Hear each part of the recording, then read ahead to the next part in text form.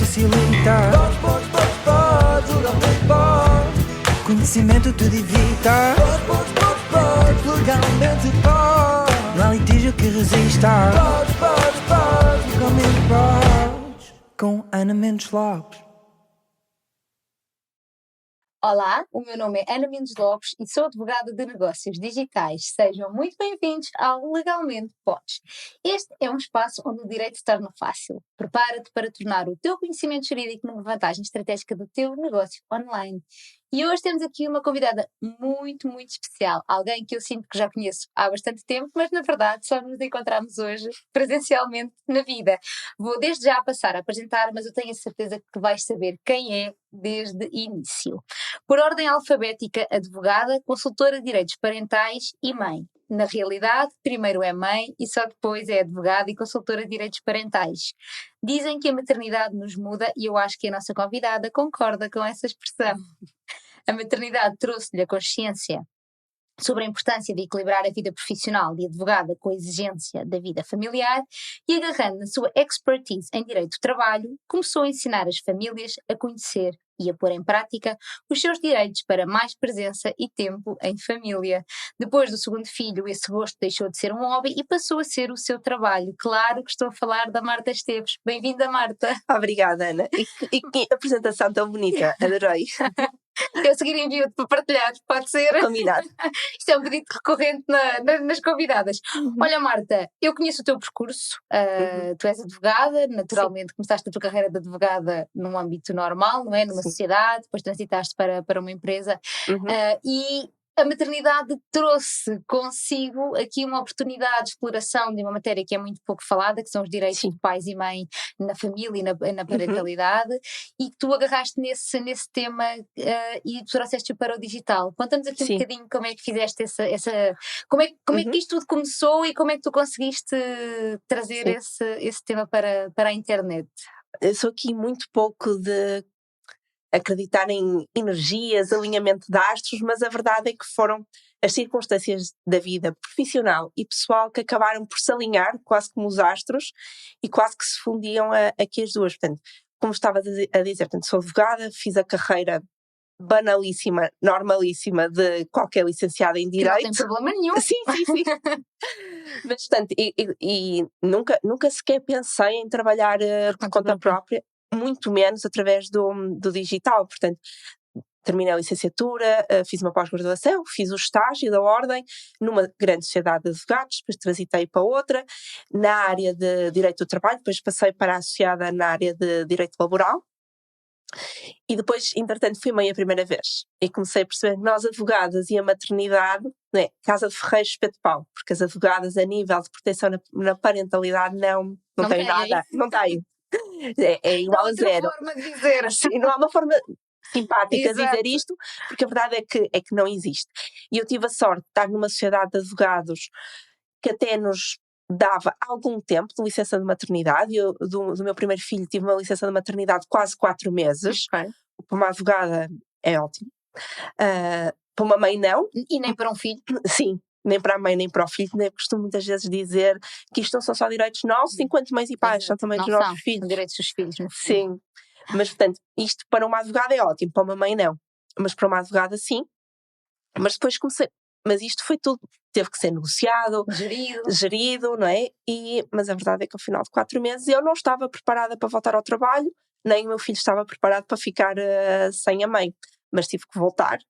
E aí tomei a decisão, já sabia, eu e o meu marido já sabíamos que quereríamos um segundo filho, não saberíamos quando, mas aqui o caminho passava de, se calhar, passar por uma empresa, porque teríamos aqui outro enquadramento, claro, e portanto outra proteção aqui na área da parentalidade.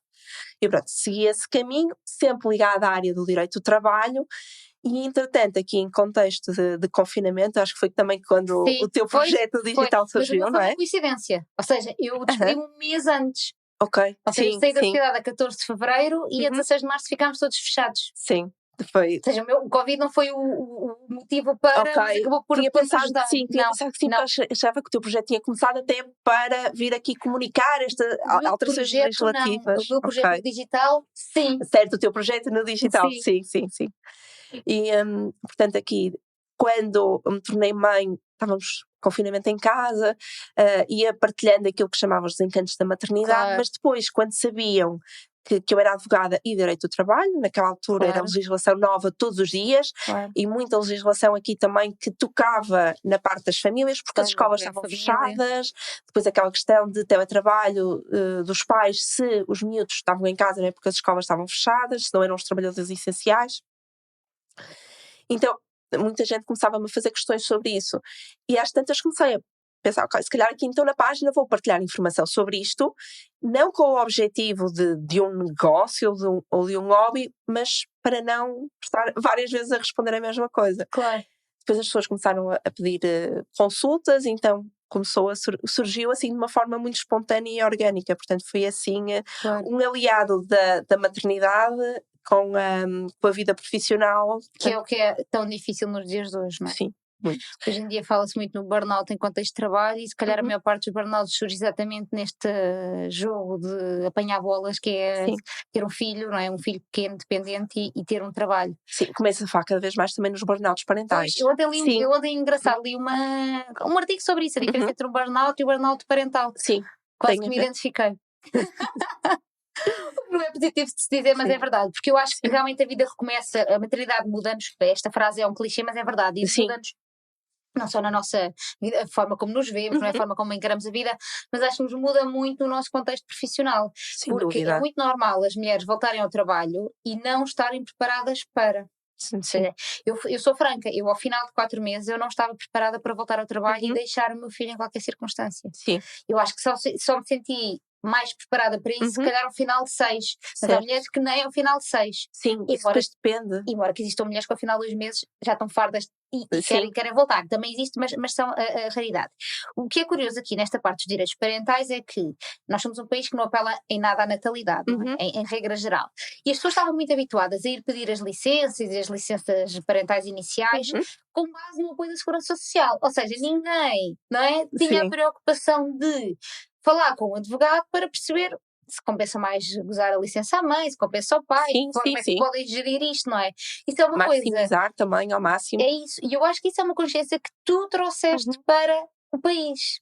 Obrigada. E eu estou sempre a dizer que tu estás sempre a fazer o que tu fazes na tua página de serviço público. Aliás, qualquer pessoa que tenha uma página nas redes sociais e que disponibilize informação está a fazer serviço público.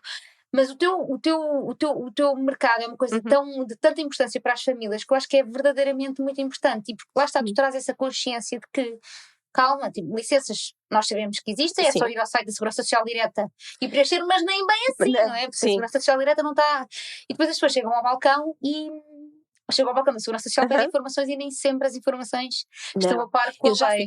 Eu já fiz isto, mas porque precisava mesmo de um esclarecimento. Liguei 3 vezes para a Segurança Social.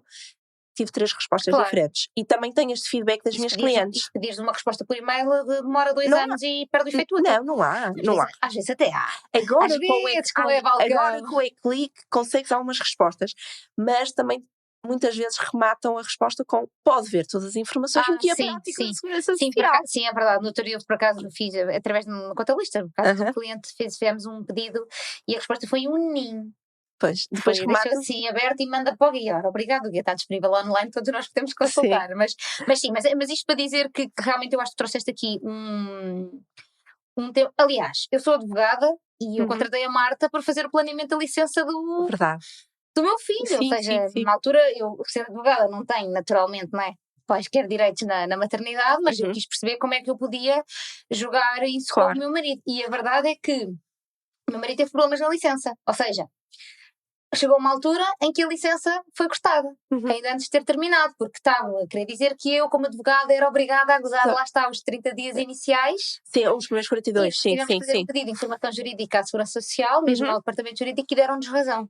Mas se eu não tivesse, ou seja, se eu não tivesse, eu como advogada tinha a capacidade de ir analisar, mas não queria, porque eu não quero tratar destes temas. Mas isto para dizer que se eu não estivesse previamente informada dos meus direitos, provavelmente nós tínhamos perdido 2 meses de licença por uma informação errada da Segurança Social. E a própria funcionária na altura explicou que ela realmente nunca tinha tido a situação de uma mãe advogada. Sim. Que era o primeiro processo tratado e que isso mudava completamente o esquema, tanto que o pedido nem sequer pode ser feito online. Pois não, porque depois como fugia da norma, isto acontece no próprio site da Segurança Social ainda hoje. Ou seja, qual é que é o problema? É que não é só o guia prático que está em linguagem, por vezes, técnica, Sim. e naturalmente não acessível para quem não é da O guia área. prático não é prático. Sim. Não é prático para advogados. Sim, Porque sim. faz ali um resumo no fundo da lei. Mas com linguagem jurídica. Isso. Para um cidadão comum Isso. não vai conseguir perceber o que lá está, não é? Porque eu também costumo dizer muitas vezes, a lei está disponível online, qualquer um consegue ir ao... interpretá-la. Lá está, essa é a questão. Querer, no meu caso, eu não quis. Sim. Lá está, a parte de termos e condições políticas de privacidade também não me quero dar ao trabalho, então pedi-te para me tratar disso. Mas, por exemplo, o próprio site da Segurança Social, a Segurança Social Direita, também está com informação errada. Por exemplo, na parte da licença alargada, tem lá, inicias o pedido e tem lá um disclaimer a dizer que a licença alargada tem que ser submetida num período logo imediatamente subsequente ao da inicial. Na verdade, pode ser até aos 6 anos da criança. Pois, ok, é isso. Está talhado para a norma e não efetivamente para aquilo que diz a lei. Sim. Olha, Marta, sem prejuízo aqui desta conversa, que tem obviamente coerência aqui no tema do nosso episódio, isto é um podcast sobre negócios, não é? E, portanto, no fundo, este episódio visa aqui explicar às mães e pais empreendedores e empresários como é que também podem gerir e a que direitos é que têm a nível de licenças, apoio aos filhos, porque existe muito receio das pessoas que trabalham por conta de outrem, mas que querem ter um próprio negócio, sobre que direitos deixam de ter em relação à maternidade e paternidade. E às vezes dizem, mas eu, como trabalhador por conta de outrem, tenho este direito, e agora? Vou ser ENI, vou ser gerente, será que tenho estes direitos? E aquilo que eu te queria perguntar é, que direitos é que um trabalhador por conta própria ou um gerente de uma empresa tem no processo de maternidade e paternidade, ou seja, e de assistência aos filhos, claro, subsequentemente. Só porque não vou trazer muito boas notícias a seguir, gosto de dar primeiro as boas notícias. E há pouco estavas a dizer, quando eu regressei ao trabalho do meu primeiro filho aos 4 meses e que não estava preparada, e também estavas a partilhar o mesmo. Sim. Mas do meu segundo filho, eu regressei ao trabalho de uma forma muito gradual, porque estava a trabalhar por conta própria. Portanto, eu conseguia ali gerir o meu tempo, e isso é que foi depois o que é verdadeiramente importante para mim, não é? Também é o tempo com os meus filhos. E daqui eu ter arriscado e avançado para um negócio próprio. Eu acho que é uma coisa ótima de quem trabalha por conta própria. Sim, eu acho que na gestão da vida familiar não é melhor ter um trabalho por conta de outrem. Ou seja, cumprir um horário rígido, perder tempo em deslocações, recrutar alguém é muito mais condicionante na gestão da vida familiar do que trabalhar. Pois há outro lado da moeda, não é? Aquela questão da segurança financeira, mas eu acho que isso também é uma questão que se trabalha internamente. Hoje em dia tu tens um contrato de trabalho e no dia a seguir, por alguma razão, a empresa também é tem os postos de trabalho e deixas de ter, não é? Sim. Tens acesso depois a um desemprego que não traz como empresário, empreendedor, mas isso faz parte do risco do negócio. Portanto, voltando aqui à parte jurídica, eu acho que aqui a parte dos trabalhadores independentes ainda tem muito que ser trabalhada a nível jurídico, porque há uma discrepância, uma diferença gritante e muito grande dos trabalhadores por conta de outrem para os trabalhadores independentes. Não só ao nível dos direitos que têm, mas depois na parte da remuneração, do valor que vão receber da Segurança Social. Ou seja, não é igual a um trabalhador por conta de outrem. Não é igual, ou melhor, o cálculo é exatamente o mesmo. Vai mudar é a base de cálculo. E aí é que está o problema. E que a informação que lá está, que está na internet, não é clara. Nem em guias práticos, nem em lado nenhum. É mesmo necessário uma interpretação e uma cadência de interpretação de normas para conseguir chegar a uma determinada conclusão. Por exemplo, quando falas a nível de licença, os trabalhadores independentes têm, e também empresários, têm direito a isso. E na parte das mulheres, licença de gravidez de risco, licença inicial, licença alargada, têm direito a essas licenças todas.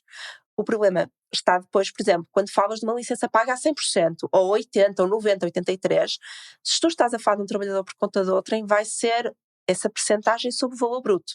Mas se estás a falar de um trabalhador independente, vai ser esse valor 100, 80, 83, 90%, não da faturação, mas sobre 70% da base de incidência contributiva. Se estivermos aqui a falar de um prestador de serviços, não é? Porquê? Porque paga contribuições à Segurança Social com base em 70%. E, portanto, vai ser 100, 80, 83% desse valor. Estivermos a falar do gerente de uma empresa, aí vai ser A remuneração por conta do trem. sim, Ok. sim, aí já se assemelha Isso. mais a um trabalhador por A lógica do trabalhador por conta de sistema outrem. está muito, ou seja, diz muito sobre a mentalidade de negócio que existe em Portugal. Ou seja, nós damos prevalência aos direitos de um trabalhador Uhum. como se o trabalhador por conta própria não pagasse impostos. Sim, Ou sim, não sim, pagasse sim. os impostos que lhe pedem, não é? Sim. Porque no fundo. E às vezes, e isto também são umas normas que estão ali escondidas no regime dos trabalhadores independentes, às vezes os trabalhadores independentes pagam, mas depois não recebem sobre isso. Ou seja, como se não pagassem impostos. O problema é que às Claro. vezes pagam e não recebem sobre isso.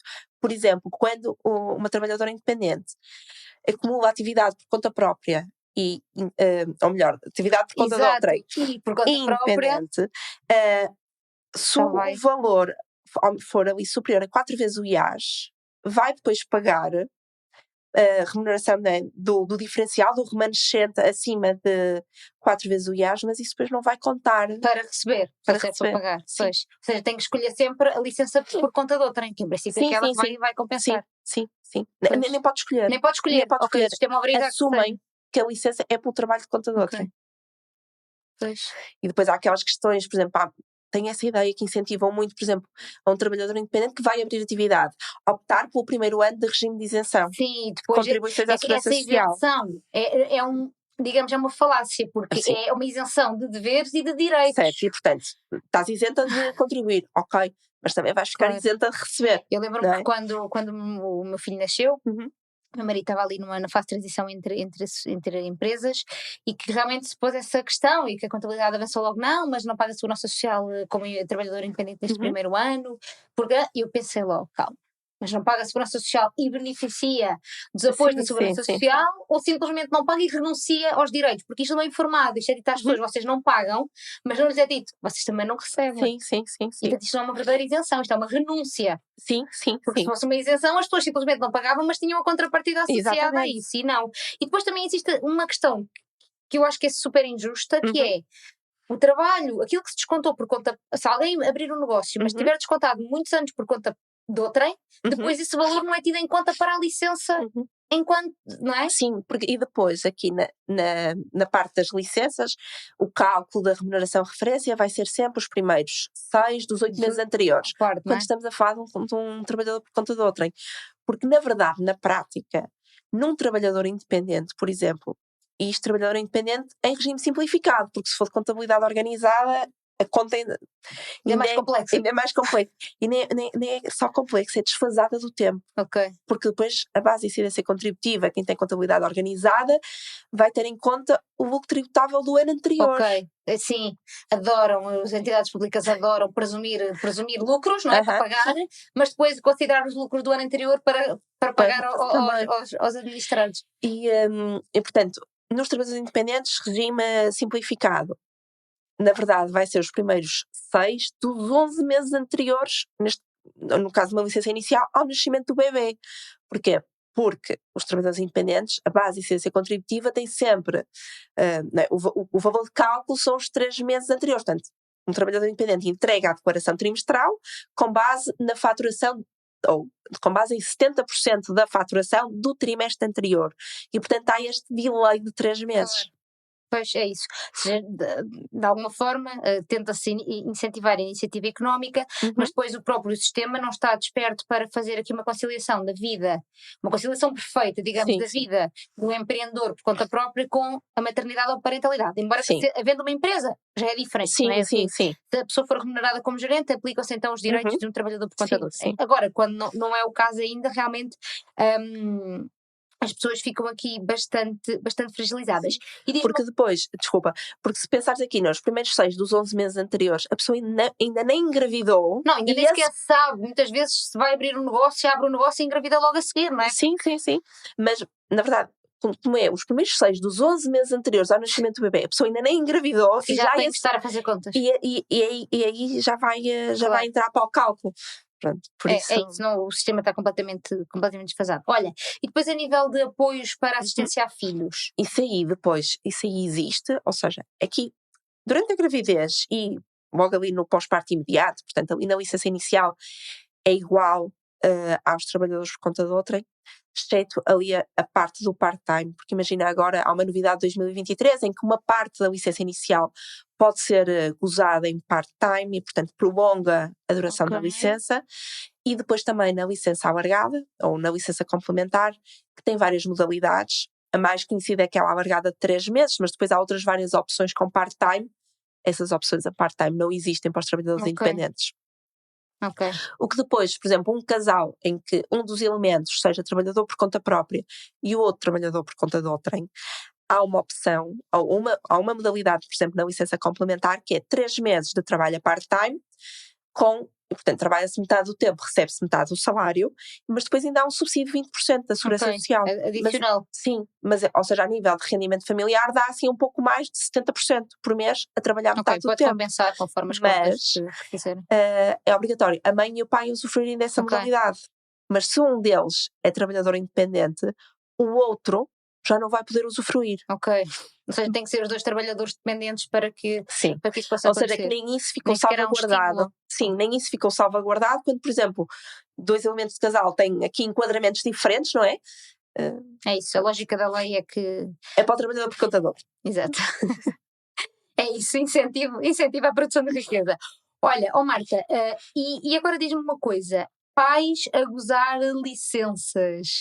Achas que, entretanto, o sistema e os tempos já, no fundo, criam aqui esta necessidade do pai enquanto parte integrante e parte essencial nos primeiros meses de vida do bebê? Já existem muitos pais a gozar as licenças em substituição das mães. O que é que tu sentes aqui em relação a isto? Porque eu, da minha experiência enquanto advogada, ou seja, empreendedores que chegam até mim, eu sinto que já existe muito, por exemplo, nos casos em que as mães são elas próprias empresárias ou empreendedoras, são os pais que gozam a licença.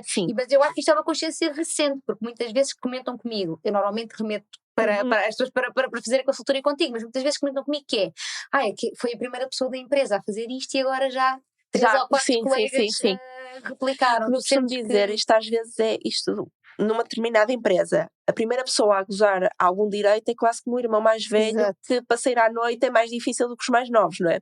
O custo é o primeiro.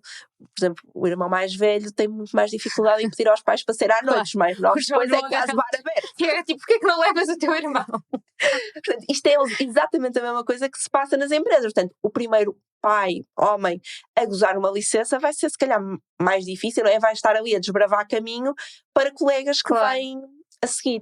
Isso tem acontecido, tem chegado assim a alguns casos, lá está, quando as mães são empresárias e quando eventualmente, se calhar até financeiramente, compensa ser o pai a gozar a maioria da duração da licença, isso sim.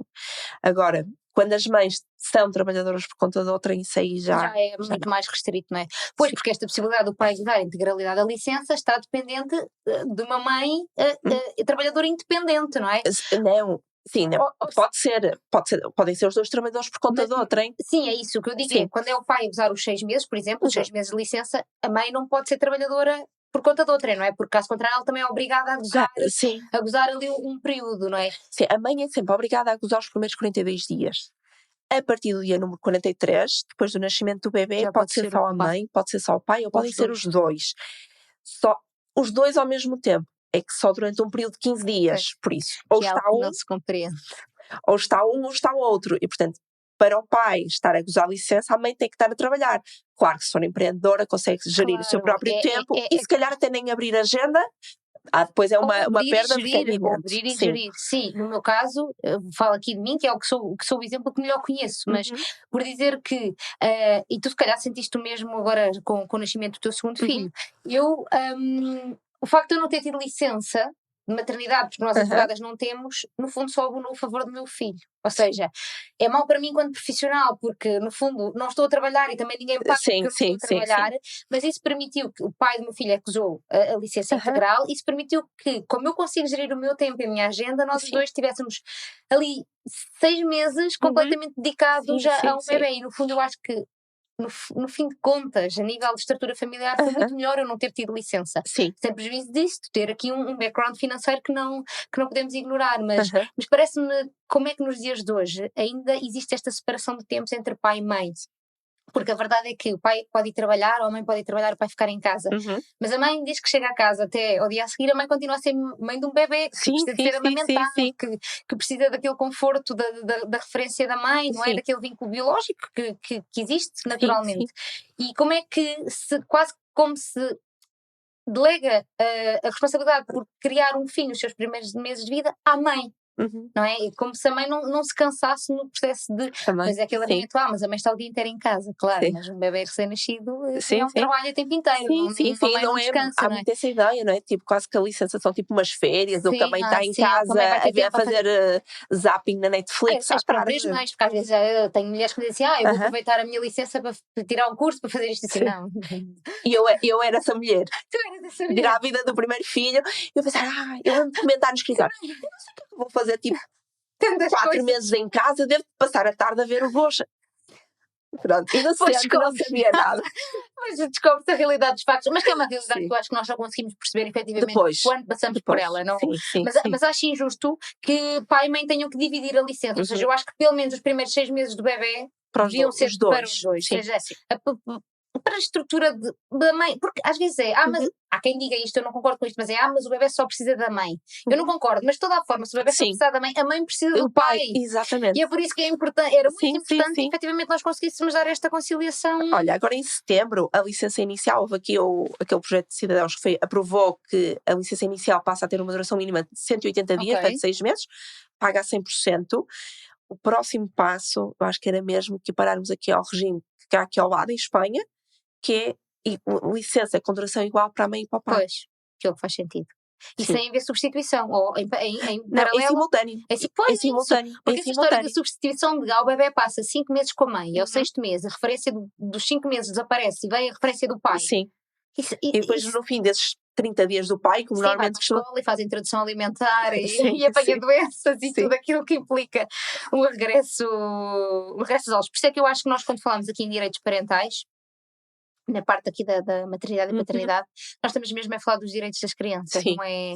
É muito mais do que o direito de um pai e mãe, é um dever do pai e mãe prover ao cuidado e ao sustento de um filho muito independente, mas o direito da criança de ser acompanhada e de se sentir mimado, e no fundo nós criamos um sistema para entupir as instituições de ensino de bebés super pequeninos, que nem sequer deviam estar na escola pela idade que têm, não é? Porque há muito aquela questão, e depois eu às vezes questiono se na minha página me posiciono sobre determinados temas ou não. E eu vi uma notícia recente, que era aquela creche em Braga, que vai estar aberta à 12h30. A notícia saiu e eu tive assim, quase 2 dias, quase 48 horas a maturar. Até que disse, não, isto não faz sentido nenhum. E porque a verdade, do ponto de vista do desenvolvimento neurológico das crianças, as crianças não precisam das creches. Quem precisa das creches são os pais. Claro! E às vezes quando digo isto, dizes, mas as pessoas têm que trabalhar e estás a fazer outras mães a sentirem-se culpadas com isso. Não, mas isto é o facto, é o que é.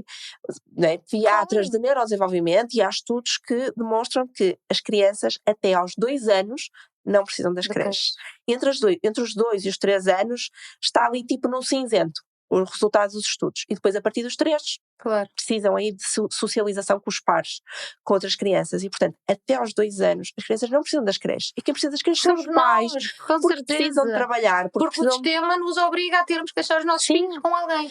Mas a verdade é esta, e portanto, por exemplo, essa creche está aberta até à 12h30, porque isto vai dar muito jeito a trabalhadores oportunos. Sim, vai dar jeito aos pais, aos adultos, não às crianças, porque lá está, as crianças precisam de estar com os pais. Por exemplo, imagina, aqui um exemplo que eu conheço, que é a TAP, tem uma creche aberta 24 horas para os funcionários. E imagina, quando é o caso de mãe e pai piloto. E há muitos casos assim. Imagina, é que tu podes trabalhar no país inteiro, mas uma coisa tão segmentada como a aviação, tu estás em Lisboa, no Porto ou em Faro, não é? Em Portugal. Ou seja, se tu fores até de Coimbra e vieres para ali, são os 2 pilotos, trabalham em Lisboa, não têm suporte familiar, e trabalham os 2 com pilotos com horários completamente desfasados, não é? Como é que tu compatibilizas isso? Ou seja, eu concordo, ou seja, eu leio uma notícia em que está uma creche aberta até 12h30 e eu como mãe, eu desfaço-me por dentro, porque eu não compreendo, não sei como é que se tira uma criança da cama às 11 da noite numa creche para levar para casa, não sei que horas é que a criança vai acordar no dia a seguir, isso tudo me faz muita confusão. Mas por outro lado, não é o sistema que obriga as pessoas a fazer esta ginástica super difícil. Isto é a falta de apoio que existe aqui na parte da parentalidade. É isso. Ou seja, os pais e mães não são culpados de deixarem um filho até às 7h30 da tarde na escola. É Sim, muito sim, tempo, sim. claro que Isto é. É horrível. Há crianças que entram na escola às 8 da manhã e saem saem às 7 e sim, sim, meia. sim. Mas eu posso censurar o pai e a mãe que o faz? Não, se a Sim, é uma pessoa questão de entra às 9, e eu percebo que há demora uma famílias hora, que tem que voltar ao precisem. trabalho. Sim, Claro, a mim faz-me imensa confusão. isto é percebo que há famílias que precisem disto, mas a verdade é que não corresponde às Não é necessidades isso, das o crianças, é o que sistema é. não precavê que Sim, esta não dá outras não opções. dá Depois outras estas opções. questões agora das vagas da creche Sim, feliz, isso é um não há flagelo. vagas e Não há vagas nas creches, ponto, não é? Eu lembro-me que eu inscrevi o meu filho com um ano de antecedência. Ou seja, eu sim. inscrevi-o em setembro de 2021, Uhum. não, em setembro de 2022 e ele entrou em setembro de 2023, numa instituição particular. Já nem estou a falar Sim. já nem estou a falar Mas do não era IPS. era uma vaga da creche feliz? Era vaga da creche feliz. Ok. Mas independentemente disso, ou seja, na altura nem havia creche feliz para os privados. Eu quando Ok, inscrevi já sim, era sim, só sim. uma vaga. Sim. Eu só queria o lugar na Sim, escola. sim, sim, E eu sim. lembro-me que na altura eu até tentei algumas IPSS que me falaram bem ali perto e nada. Nada. Nem nunca tive Sim, resposta. sim. Já havia problemas, né, de falta de vagas na creche. Depois, com esta medida da creche feliz, só agudizou o problema. Porque eu tive, agora já não tenho tido essa percepção, mas na altura Uhum. chegavam até a mim, se calhar seguidoras que também tinham tido filhos ao mesmo tempo Sim. que eu e por isso sentiam mais essa proximidade Sim, para este sim, tipo de sim. conversas, esgotavam as férias delas, as férias dos Sim. sogros, as férias dos pais, Sim, para sim, conseguir sim. manter os filhos o máximo tempo possível porque não havia vagas. Sim. E mantém-se, o problema Isso é uma coisa mantém-se. Tenho tido surreal. várias clientes que dizem, por exemplo, bebés que nascem no verão. Portanto, a vaga na creche tem aqui esta política, não é?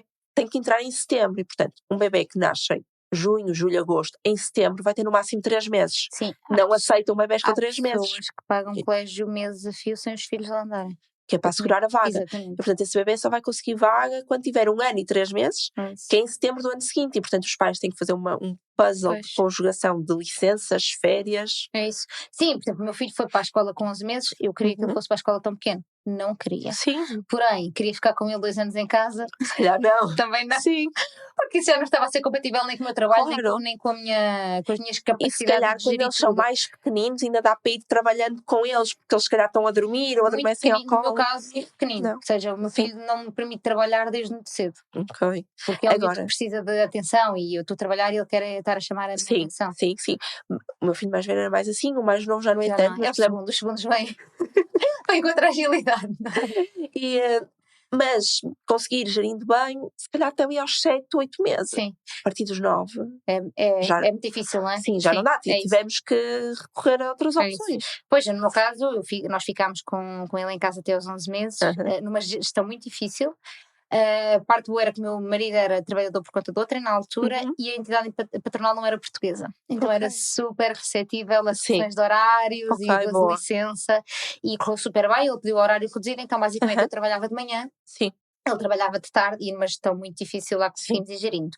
Mas não é fácil, não é fácil de todo e eu partilhava esta responsabilidade, nem imagino se tivessem sido 11 meses Só tu. só eu. Sim. Acho que teria sido mesmo muito difícil e isso faz muita confusão esta forma como o sistema diz tenham filhos, Uhum. não é? Mas depois não dá facilidades, Opções, soluções viáveis Uhum. para que as pessoas tenham filhos sem terem burnouts parentais, Sim. não é? Porque acho que isso realmente é a doença do século. E depois ainda mais aqui na parte dos trabalhadores independentes, porque se és trabalhadora por conta de outrem, regressas ao trabalho, mas tens horário de amamentação, aleitamento, opções de redução de horário. Que até é algo que nem todas as mães e pais pedem com medo, porque muitas Verdade. vezes me dizem, mas eu não peço com medo. Sim. Ou então dizem-me, mas eu até falei disso e disseram, foste a primeira pessoa a pedir. Sim. Alguém tem que ser o Alguém primeiro. tem que ser o Alguém tem primeiro, que é ser. isso. Tipo, é isso, mas Sim. é engraçado, porque depois as pessoas até, ou seja, o sistema não é perfeito, está longe disso, mas depois também há direitos que as pessoas podem exercer, mas depois também, por medo, não exercem, com medo das represálias, com medo da ideia de substituição ou da ideia de serem insubstituíveis. Isto acontece muito da parte dos pais, não é? Sim. Não usar este tipo de coisas por pensarem, não, porque a empresa precisa muito de mim. Mas o bebê também. Pois é. Mas a parte dos trabalhadores independentes, por exemplo, não há redução de horário. Quer dizer, pode haver. Sim, mas à tua custa, não é? Pode haver, mas não é paga. Sim, portanto, há 2 horas que uma trabalhadora independente pode não trabalhar, mas que também não vai receber, não é? Portanto, acho que também poderia ser importante aqui quase como uma equiparação do regime Claro. dos Sim, ou trabalhadores pelo por menos conta de haver um outrem. subsídio, ou seja, haver um subsídio. Sim, para essas 2 horas por dia, ao semelhante. Mas a lógica é, quando o trabalhador, por conta do trem, gosta da redução de horário, quem lhe paga o ordenado continua a ser a entidade empregadora, Sim. não é segurança social, Sim. Então, no fundo, a lógica Mas é essa. também, para os próprios trabalhadores por conta de outrem, se isto fosse uma responsabilidade do Estado assegurar o pagamento dessas Que 2 deveria horas, ser. Que deveria ser. ia reduzir, eu não tenho dados, mas acredito piamente que ia reduzir drasticamente os litígios entre trabalhadores e empresas. Isso porque eu percebo a perspectiva do trabalhador quer e deve gozar as 2 horas de aleitamento ou amamentação, tem direito a isso, mas também percebo a revolta da entidade empregadora, tem que pagar essas 2 horas. E não é só isso, há tipo de negócios em que tu precisas da pessoa ali, ou a atender ao balcão, ou a prestar um apoio ao cliente. Portanto, tu não só tens que pagar essas horas, como tu tens que contratar outra pessoa para substituir. Sim. É um ónus. Recai na empresa. Faz parte da responsabilidade social das empresas, mas no fundo o principal responsável por promover a natalidade, não é? Tem que ser o Estado, sim. E o direito à formação da personalidade da criança, não é? Aqui o equilíbrio entre a família é do Estado. Sim. E, portanto, eu acho que isso reduzia litígios e era, com base nisso, seria então possível equiparar aqui os trabalhadores independentes com os trabalhadores. Sim, é isso. Eu acho que o que falta é isso, é a consciência de que esse tipo de encargos não deve recair sobre a entidade empregadora, deve recair sobre o Estado. Pronto, resumindo e concluindo, Marta, os apoios sociais na parentalidade para os empreendedores são compatíveis com a vida familiar? Eles existem, ajudam, mas não estão perfeitos, estão longe disso, não é? Sim. No entanto, há aqui um caminho a fazer, portanto já existe aqui proteção na parte de gravidez e quando o nascimento do bebê, aí existem. E gravidez de risco, não é? Sim, não há diferenças, não é? Na gravidez, na parte da gravidez de risco. Mas depois, quando toca a parte do regresso ao trabalho, só quando os miúdos estão doentes. Aí os trabalhadores independentes, tais como os trabalhadores por conta de outra, têm direito a essas faltas, aí sim, pagas pela Segurança Social e são pagas desde o dia número 1 pela Segurança Social, não como nos trabalhadores por conta de outra, em que só a partir do 3º dia, e nos independentes, que a partir do 10º, aqui não, são pagas desde o dia número 1, mas é só isso. Ok, pronto, o sistema tem que ser trabalhado. Eu também acho que a consciência sobre aqui as questões da parentalidade é algo que está a ser trazido muito na nossa geração, que somos os pais e mães de hoje em dia, não é? E temos uma visão de compatibilização da nossa carreira muito mais direcionada para o tempo e presença em família, que é algo que é o teu mote, não é? Que é diferente daquela que era a geração dos nossos pais, e por isso acho que o sistema também vai evoluindo, aliás, tanto que tem havido iniciativas legislativas no sentido de melhorar isto. É perfeito? Não é perfeito. No entanto, não desencorajar aqui os empreendedores de criarem o seu próprio negócio, porque muitas vezes o trabalho por conta de outrem não é tão lucrativo como um trabalho ou um negócio que possamos explorar, e no fundo uma coisa pode compensar a outra com a facilidade de vocês, quando são empreendedores, vocês podem delegar tarefas, podem delegar muitos atos no negócio e portanto podem continuar a gerar dinheiro ao mesmo tempo que no fundo que estão com os vossos bebés. Pronto, o que não podem é ter rendimentos e porcentagens ao mesmo tempo pelas licenças, né? Portanto, no fundo, depois têm que gerir este tipo de uso da licença com outra parte, com outra parte na relação. Olha, mas se houver uma abertura de uma empresa, aí já quem fatura é a empresa e não o trabalhador independente. Sim, é diferente, claro. Se houver uma empresa, quem fatura é a empresa e pode faturar, quer o gerente esteja no ativo ou não é? Isso é completamente indiferente. Aqui este apelo é porque muitas vezes as pessoas começam o seu negócio, não é, como um hobby, depois passam a fazê-lo como ENIs, empresários em nome individuais, e muitas vezes ainda mantêm um contrato de trabalho e depois tomam a decisão de transitar de um contrato de trabalho para o seu projeto, e normalmente é no final do primeiro filho. Não sei se sentes isso. Sim, olha, foi o que aconteceu praticamente comigo, não é? Depois em que o hobby surgiu ali após o nascimento do primeiro filho, mas em que mantive aí os dois, muito com receio daquela parte financeira, mas depois do meu segundo filho nascer, foi o clique. Sim, eu sinto que há muitos empreendedores que vêm até mim e às vezes eu percebo isso porquê. Porque às vezes ou estou a fazer a consultoria de negócio e têm os bebés no colo, ou dizem que eu tenho um bebé pequenino, ou se o bebê chorar, porque eu acho que realmente a maternidade e a paternidade são aqui o clique para nós mudarmos a dinâmica daquilo que queremos fazer, e pronto, não é perfeito, é o que é. O importante é que as pessoas estejam informadas sobre os seus direitos e que saibam exercê-los em conformidade. Olha, Marta, eu não sei se tu costumas ouvir o Legalmente Podes, espero que sim. Nós temos aqui uma rubrica com os convidados que é o Legalmente Falso. Legalmente Falso. Então, eu vou dizer-te 2 regras jurídicas, uma delas consta da legislação, a outra fui eu que inventei. E tu tens que me dizer qual é que é legalmente falsa. Vamos a isso? O subsídio por risco clínico durante a gravidez é concedido nas situações em que se verifique a existência de risco clínico para a grávida ou para o nascituro medicamente certificado impeditivo do exercício da atividade laboral durante o período de tempo considerado necessário para prevenir o risco. E a segunda é: o subsídio por risco clínico durante a gravidez é concedido em toda e qualquer situação, pois gravidez não é doença, mas cansa muito e as mães precisam de estar tranquilas para receber os seus bebés. Infelizmente, a segunda é que é legalmente Pois falsa. é, infelizmente. Infelizmente. Mas o escopo da norma é verdadeiro. Sim. Sim, é verdade, é o que eu digo sempre, que não há orgulho nenhum em dizer eu trabalhei até o meu filho nascer, Sim. não é? É que já estão 24 horas a trabalhar, estão a formar um ser humano, não é? É isso. E às vezes é a questão de tu podes não te sentir cansado, mas tu vais ficar. Sim. Então quanto mais cansado estiveres, mais cansado tu vais ficar. E às vezes acho que também hoje em dia que a vida exige-nos muito. A vida exige aos pais e mães que sejam 100% trabalhadores, ou seja, Sim. trabalhem como se não fossem pais e mães, e depois exige que sejamos pais como se não trabalhássemos. Verdade. Isto é um sistema impossível de equilibrar. O que lá está, vai dar origem a burnouts parentais. Claro, burnout parental É tentarmos há de ser chegar a a doença todo do século. lado e não chegarmos a lado nenhum. A exigência do imediato. E assim chegamos ao final de mais um episódio com a Marta Esteves, que nos vai falar aqui sobre os direitos parentais de empreendedores e gerentes. Percebemos aqui que efetivamente empresários em nome individual não estão assim tão favorecidos pelo sistema, sem prejuízo de existirem as regras, isto é, específicas para os subsídios na gravidez, apoio na paternidade e maternidade. Os gerentes gozam do mesmo regime do que os trabalhadores por conta de outrem. Chegando ao final, a pergunta que se impõe é: podes compatibilizar a carreira de empreendedora com a parentalidade? Legalmente podes, mas deves informar-te sobre que direitos tens, como executá-los e em que timings executá-los. De preferência deves fazê-lo antes do teu bebê nascer, porque é para teres a certeza que a forma como tu estruturas a licença de pai e mãe, ou de mãe e mãe, ou de pai e pai, é compatível com as vossas pretensões, que é financeiramente sustentável e que vai ao encontro do interesse do vosso bebê. E por isso, já sabes, sempre que tiveres dúvidas, o ideal é contratares um serviço de consultoria personalizado que analisa a vossa situação em concreto, a situação da vossa família, de forma a planear a licença para ser usada na maior tranquilidade e solvabilidade possível.